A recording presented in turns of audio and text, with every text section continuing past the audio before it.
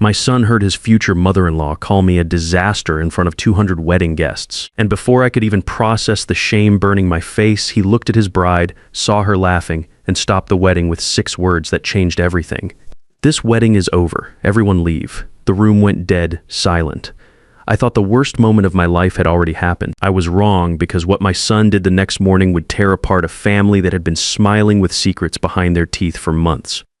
My name is Carl Fisher, and I was 59 years old on the day my son's wedding fell apart. If you had seen me that morning, you never would have guessed I was walking into disaster. I had pressed my best shirt twice, polished my work boots until they looked respectable, and even trimmed my beard extra neat.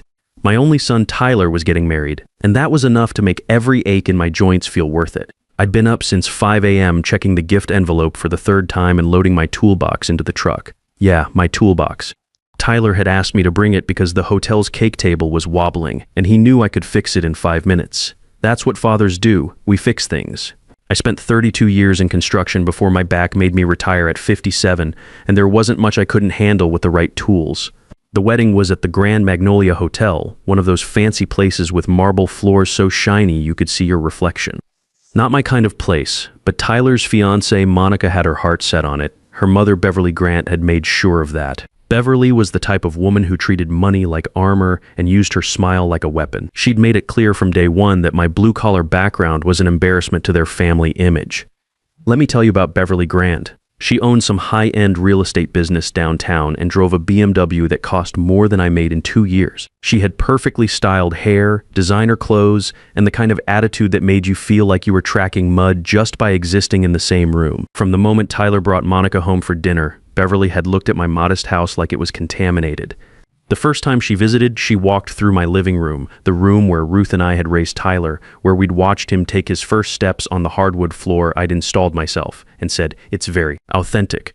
The way she said it, you'd think authentic was another word for pathetic, but I kept my mouth shut. That was my mistake. See, I learned early that silence keeps the peace, especially when you're dealing with people who have more money than manners. Ruth, my wife who passed 4 years ago from cancer, always said I was too quick to swallow my pride for the sake of family harmony. She was right about that, like she was right about most things. The wedding planning had been months of small cuts. Beverly would suggest improvements to everything I offered to contribute. When I volunteered to build a wooden arch for the ceremony, something I could have made beautiful in my workshop out back, she hired a florist instead and told Tyler it would look more professional. When I offered to cater the rehearsal dinner at my house, she booked a restaurant that cost $150 a head and said it was more appropriate for the guest list. Every suggestion I made got politely dismissed. Every tradition I wanted to honor got replaced with something more expensive. And through it all, Monica would give me these apologetic looks while doing exactly what her mother wanted. The girl wasn't evil, just weak. And weakness, I've learned, can be just as dangerous as cruelty when it lets bad things happen. The morning of the wedding, I arrived early to fix that cake table. The ballroom looked like something out of a magazine, white roses everywhere. Crystal chandeliers hanging like frozen fireworks and enough candles to light up a small town. I found the wobbly table and had it steady in 10 minutes with a few washers and some adjustments to the legs. Simple fix, but it made me feel useful in a place where I clearly didn't belong. That's when I first heard Beverly talking to the wedding coordinator near the entrance. She didn't know I was there, hidden behind the cake display, finishing up my work with my head down like always. The groom's father, Beverly was saying, her voice carrying that fake sweetness she used when she wanted something. He's not quite our social circle. We're just hoping he doesn't do anything too embarrassing during the photos. My hands froze on my tools. The wedding coordinator made some polite noise, probably uncomfortable but not wanting to offend a paying customer. Beverly continued, "Monica keeps saying Tyler's devoted to him, but honestly, the man lives in the same little house he built 25 years ago. No ambition, no refinement. At least after today, we can start working on Tyler's perspective about family priorities." I stood there holding my wrench, feeling like I'd been punched in the gut. This woman was talking about me like I was a problem to be managed, not the father of the groom. The house Ruth and I built with our own hands, where we raised our son, where we made every payment and fixed every leak, she called it little, like it was something shameful. But the worst part was what she said next, lowering her voice like she was sharing a secret with a conspirator. "Glenn thinks I'm being too harsh, but you have to understand, Tyler inherited his father's sentimental streak. All those little traditions, all that blue-collar loyalty, it's charming until it gets in the way of real success. We need to help him see the bigger picture. I packed up my tools and left without saying a word, but something had changed in me. I started paying closer attention to everything. The way Beverly talked, the way Monica acted around her, the way conversations stopped when I entered a room. During the rehearsal dinner, the night before, I watched Beverly work the room like a politician running for office. She introduced Tyler to her business contacts, talked about expanding his horizons, and made sure everyone knew about his engineering degree and promising career. But every time someone asked about his family background, she'd give a tight smile and smoothly change the subject to something else. Monica seemed caught between loyalty to Tyler and fear of disappointing her mother. I saw it in the way she'd start to include me in conversations, then back down when Beverly shot her one of those looks. The girl wasn't born evil, just raised by someone who was. Sometimes that's worse because they don't even know they're doing wrong. Glenn, Beverly's husband, barely spoke above a whisper anymore. Poor guy had been married to that woman for 30 years and looked like he'd given up fighting long ago. He'd catch my eye sometimes across the table with this apologetic expression, like he wanted to say something but didn't have the courage. I understood that feeling better than I wanted to admit. The wedding ceremony started at 4 p.m. sharp. The ballroom filled with guests in expensive suits and designer dresses that probably cost more than my monthly Social Security check. I sat in the front row on the groom's side, wearing my best shirt and tie, hands folded in my lap like Ruth taught me to do in church. Tyler stood at the altar looking nervous but happy, adjusting his collar the same way he used to adjust his Little League cap before a big game. That gesture made my chest tight with memory. Ruth should have been there to see this. She would have cried happy tears and told everyone within earshot how proud she was of our boy. Monica walked down the aisle in a dress that sparkled like she'd been dipped in starlight. She really did look beautiful, I'll give her that. Glenn walked beside her looking like a man heading to his own execution, but he managed to smile for the cameras. The photographer kept snapping pictures of everything, the flowers, the rings, the guests, even me sitting there trying to look like I belonged. The officiant began the ceremony with some talk about love and commitment and building a life together. Traditional vows, classical music from a string quartet that probably charged more per hour than I used to make in a day. Everything looked perfect from the outside. But I'd learned enough about construction to know that sometimes the prettiest facades hide the worst problems. Then came the moment that changed everything. During the exchange of rings, Monica's little niece Nancy, the flower girl, maybe 6 years old, dropped her basket and started chasing the scattered rose petals across the marble floor. Kids do funny things at weddings. A few guests chuckled softly. The photographer crouched down to get shots of her gathering the flowers, probably thinking it would make a cute, candid photo. I bent down to help her gather the petals, just being helpful the way you do when you see a child struggling. Nancy looked up at me with these big brown eyes and whispered, "I'm sorry, mister. I didn't mean to mess up." "You didn't mess up anything, sweetheart," I told her quietly. Flowers are supposed to be scattered. That's what makes them beautiful. She smiled and kept picking up petals while I handed her a few more. It should have been nothing, just a grandfather-aged man helping a little girl at a wedding. Sweet moment, maybe worth a photograph. That's when Beverly stood up from her front row seat and snapped loud enough for everyone in that ballroom to hear, "Can you not make this about yourself for 1 minute?" The room went silent so fast it felt like someone had sucked all the air out of the space. I froze with rose petals in my hand, Nancy looking up at me with confused eyes. The officiant stopped mid-sentence. The string quartet's violins died in the middle of a note. Every head in that ballroom turned toward us like we were the main attraction instead of Tyler and Monica. Beverly pointed at me with a face twisted in disgust, her perfectly manicured finger shaking with rage. "You're not a father," she said, her voice carrying to the back row where Tyler's work colleagues were sitting. "You're a disaster." The gasp that went through the room felt like a physical thing, like a wave hitting the shore. My face burned so hot, I thought I might pass out right there on the marble floor. Nancy dropped the petals she'd been holding and ran back to her mother's arms, probably thinking she'd done something wrong, and then I heard it. Monica's laugh. Not nervous, not shocked, not the kind of sound you make when you're embarrassed by someone else's behavior. A real laugh, small but unmistakably amused, like she'd been waiting for this moment and finally got to see the show she'd been promised. Tyler heard it too. He turned his head slowly from the altar and looked at his bride with an expression I'd never seen on his face before. "What's funny?" he asked quietly, but his voice carried in the dead silence. No one answered. Monica's smile faded fast when she realized everyone was staring at her. Beverly lifted her chin like she'd done nothing wrong, like calling someone's father a disaster at his son's wedding was just normal behavior. That's when my son's eyes went cold. I'd only seen that look a few times in his life, once when a bully picked on a smaller kid at school, and once when a contractor tried to cheat us on a job. Tyler looked at me sitting there with rose petals in my hand. then at Beverly standing there like an avenging angel in silver silk, then back at Monica. "This wedding is over," he said in a voice so calm it was terrifying. "Everyone leave." People gasped. Someone dropped a champagne glass near the back, the sound of crystal breaking echoing through the ballroom like a gunshot. The string quartet stopped playing mid-note, their bows frozen above the strings. Monica stared at him in shock, her mouth open but no words coming out. "Tyler, what are you doing?" she finally managed to ask. He stepped back from the altar, away from her, away from the officiant who was looking around like he'd never seen anything like this in 20 years of performing weddings. "I asked you a question. What was funny about my father being humiliated?" "Nothing," Monica said quickly, her voice getting higher. "My mother was stressed." She didn't mean, but Beverly cut her off, stepping forward with her chin raised like a queen addressing her subjects. "Don't apologize for speaking the truth. Your father needs to learn appropriate behavior for occasions like this." That did it. Tyler looked out at the 200 guests sitting there in stunned silence. His work colleagues, Monica's sorority sisters, Beverly's business associates, all of them dressed in their finest clothes for a celebration that was dying in front of their eyes. "There will be no wedding," he said, loud enough for everyone to hear. "Not today, not ever."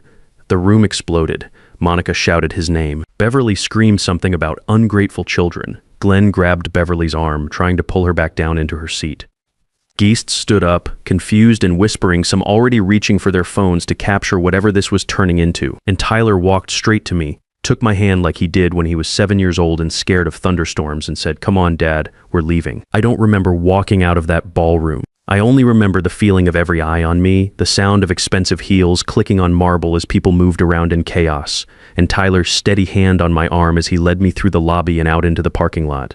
Outside, the evening air hit my face like cold water. Tyler kept walking until we reached his car, then stopped and leaned against the hood, breathing hard like he'd just run a marathon. "Tyler," I said, touching his shoulder. He turned to me and I saw something in his face I'd never seen before. Not just heartbreak, not just anger, something deeper. Certainty. The terrible kind that comes when you finally see the truth about people you thought you loved. "Dad," he said, "I need you to tell me the truth right now. Has Beverly or Monica ever said anything to you about the house?" My blood went cold. "Why are you asking that?" He looked back at the hotel, lights blazing through the windows where our disaster of a wedding was probably still unfolding. "Because this morning I found some papers in Monica's overnight bag. And if what I read is real, this wasn't just about embarrassing you in public." He pulled out a folded document from his jacket pocket. "They were planning to take the house, Dad, after the wedding." I stared at the paper in his hands like it was a snake. Before I could ask what he meant, a black car pulled up to the curb with its engine still running. Glenn got out, holding a manila envelope with hands that shook so badly the paper rattled. "You two need to see this," he said, glancing back at the hotel entrance like he expected Beverly to come charging out any second before she gets out here and stops me. Glenn looked like he hadn't slept in days. His tie was crooked, his usually neat hair was messed up, and his eyes had that hollow look you see in men who've been carrying secrets too heavy for their shoulders. "This is proof," he said, opening the envelope with trembling fingers. "Proof that Beverly went too far this time." Inside were property transfer documents with my name printed at the top, documents I'd never seen before, with letterhead from some legal office I'd never heard of. The paperwork claimed I'd agreed to transfer partial ownership of my house to a family trust that would be controlled by Beverly Grant and Monica Price. "I never signed anything like this," I said. Glenn nodded quickly. "I know. Look at the signature." There it was at the bottom, my name written in handwriting that looked close enough to mine to fool a stranger, but not close enough to fool me. The C in Carl was too round, the F in Fisher slanted the wrong way. Someone had practiced my signature, but they hadn't practiced it well enough. Tyler read through the papers faster than I could, his jaw getting tighter with each page. "This says Dad agreed to estate planning for family security after I got married, but the trustees listed here are Beverly Grant and Monica Price." He looked up sharply at Glenn. "What's the real story?" Glenn sat down heavily on the hotel's stone steps like his legs wouldn't hold him anymore. "Beverly's business is failing, has been for over a year. She's drowning in debt, but she keeps spending money to look successful. When Monica got engaged to you, Beverly saw a way out of the hole she'd dug." My heart started pounding so hard I could hear it in my ears. "A way out how? Your house sits on prime property. Beverly had it appraised last month without telling anyone. It's worth at least $420,000, maybe more. She figured if she could get legal control through family trust arrangements, she could use it as collateral for her business loans." The number hit me like a physical blow. Ruth and I had bought that house for $85,000 in 1989. We'd put every spare dollar into improvements, every weekend into repairs, every dream into making it perfect for our family. And this woman saw it as nothing but a number on a loan application. Tyler's hands were shaking now, and Monica knew. Glenn closed his eyes for a moment before answering. Monica knew enough to help. Beverly convinced her it was just smart estate planning, protecting your inheritance from taxes and legal complications. But Monica helped gather information Beverly needed. What kind of information, I asked, though part of me already knew I didn't want to hear the answer. Glenn reached into his jacket and pulled out more papers. Beverly had Monica copy your house key last month when she borrowed your jacket at that family barbecue. Beverly used it to get into your house 3 days ago while you were at your doctor's appointment. The world tilted sideways. I grabbed Tyler's arm to steady myself. She broke into my house? I whispered. Glenn nodded miserably. She was looking for documents to help forge the transfer papers. Your will, insurance policies, anything that would make the fake trust look legitimate. I felt sick. That house wasn't just property to me. It was every memory Ruth and I had built together. It was where she'd fought cancer for 2 years, where she died holding my hand in the bedroom we'd shared for 30 years. And this woman had walked through it like she was shopping for furniture. We need to go home right now, I said. We drove to my house in silence, Glenn following in his car. The neighborhood looked peaceful in the evening light, porch lights coming on, kids riding bikes before dinner time, Mrs. Cooper watering her roses across the street like she did every evening. But when we pulled into my driveway, I knew immediately something was wrong. The porch light was on. I'd turned it off before leaving for the wedding. Tyler noticed it too. Dad, did you leave that light on? No. The front door was locked, but when Tyler checked around back, we found the kitchen window slightly open. I never left windows open when I wasn't home, old habits from 30 years of construction work in neighborhoods where you learn to secure everything. Inside, the house felt different, not obviously disturbed, but wrong somehow, like when someone's been in your workshop and moved tools just slightly out of place. In my study, I went straight to the desk where I kept important papers. The bottom drawer hung open about an inch. I pulled it out completely. Empty. It's not here, I said, my voice sounding strange in my own ears. Tyler checked the other drawers while Glenn stood in the doorway looking guilty as hell. What's missing, Dad? The folder with Ruth's insurance papers, the house deed, my will, everything Beverly would need to make her fake documents look real. That's when Tyler spotted something else. A folded note lying under the desk lamp, placed where I'd be sure to find it. Tyler picked it up and read it, his face going white as paper. What does it say? I asked, though part of me didn't want to know. He handed me the note. The handwriting was Monica's. I'd seen it on thank you cards and wedding planning notes for months. If you had just known your place, none of this would have gotten messy. I sat down hard in my desk chair. Not an apology, not an explanation. A threat. A promise that worse things would happen if I didn't stay quiet and let them steal from me. Tyler pulled out his phone. I'm calling the police. But before he could dial, someone started pounding on the front door so hard the whole house shook. Through the window, we could see Beverly's silver dress reflecting the porch light. Tyler looked at me, then at Glenn. Stay behind me, he told us both. He opened the door just wide enough to see out. Beverly stood on my porch still in her wedding attire, but now she looked like a beautiful woman who'd been caught in a rainstorm of her own making. Her makeup was smeared, her perfect hair was coming undone, and her eyes had a wild look that made me think of cornered animals. Monica stood beside her, still in that wedding dress that now looked more like a costume from a play that had gone horribly wrong. How dare you ruin everything? Beverly snapped at Tyler. Do you have any idea what you've cost us? Cost you? Tyler repeated. You broke into my father's house. Beverly pushed past him into my hallway without being invited. We were protecting family assets, something your generation doesn't understand. Glenn found his voice for the first time all evening. Beverly, stop, it's over. She spun on him like a snake. Go back to the car, Glenn. You've done enough damage. But Glenn stepped into my hallway and said something I never thought I'd hear from him. No, that simple word seemed to shock everyone, including Glenn himself. No, he repeated, stronger this time. I'm done being afraid of you, Beverly. I'm done pretending what you do is normal. He reached into his jacket and pulled out another envelope. These are copies of Beverly's real financial records. Her business has been failing for 2 years. She owes $340,000 to various creditors. Her business license is under review for fraudulent practices. She was planning to use Carl's property as loan collateral to save herself from bankruptcy. Monica looked at her mother like she was seeing a stranger. Mom, you told me this was just estate planning. Beverly grabbed Monica's arm hard enough to leave marks. Don't listen to him. He's always been weak, always been jealous of success. But Monica pulled away. You lied to me. You made me help you steal from Tyler's father. That's when we heard the sirens. Mrs. Cooper from across the street had called the police when she saw the commotion. Two patrol cars pulled up to the curb, their red and blue lights painting my quiet neighborhood in colors that didn't belong there. Beverly tried to push past everyone to leave, but one of the officers called out, "Ma'am, stay where you are." The next hour was a blur of statements and evidence. The officers documented everything: the forged property transfer papers, the stolen documents from my desk, Monica's threatening note, the copied key that Glenn had found in Beverly's purse.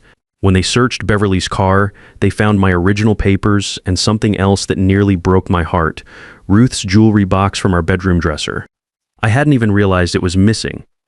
Ruth had kept her wedding ring in that box after the cancer made her fingers too thin to wear it. Beverly had just taken it like it was nothing more than something shiny to grab. The officers arrested Beverly for breaking and entering, document fraud and theft. Monica wasn't arrested that night, but they made it clear she'd be facing charges for her part in the scheme. As the police cars drove away with Beverly in the back seat, Glenn stood in my yard looking like he'd aged 10 years in one evening. "I should have stopped her years ago," he said. "I looked at this broken man who'd spent 30 years being afraid of his own wife. We both made mistakes," I told him. "But we don't have to keep making them." He nodded and got in his car. The last thing he said was, "I'm filing for divorce tomorrow." Tyler and I went back inside our house, the house Ruth and I built. The house I'd raised him in, the house no one could take away from us now. We changed all the locks that night, working together in my workshop, the way we used to when he was a boy learning to use tools. 6 months later, Beverly was convicted on multiple fraud charges and lost her business license. Monica cooperated with prosecutors and received probation, but she moved back to her hometown and Tyler never spoke to her again. As for me, I learned the most important lesson of my life. Silence isn't golden when it lets people walk all over the things that matter most. Sometimes protecting your family means making noise, even when it's uncomfortable. I still live in the same house Ruth and I built together. And every Sunday, Tyler comes over for dinner, just like he always did. We don't talk about that wedding much, but we both remember the night we learned that family isn't about keeping quiet, it's about standing up for each other when it counts. I learned that day that sometimes the people who smile the prettiest are the ones planning to hurt you the most, and the only way to stop them is to refuse to be quiet when they expect you to disappear. Respect isn't something you earn by staying small and keeping peace. It's something you demand by standing up for what's yours and never apologizing for the life you've built with your own hands.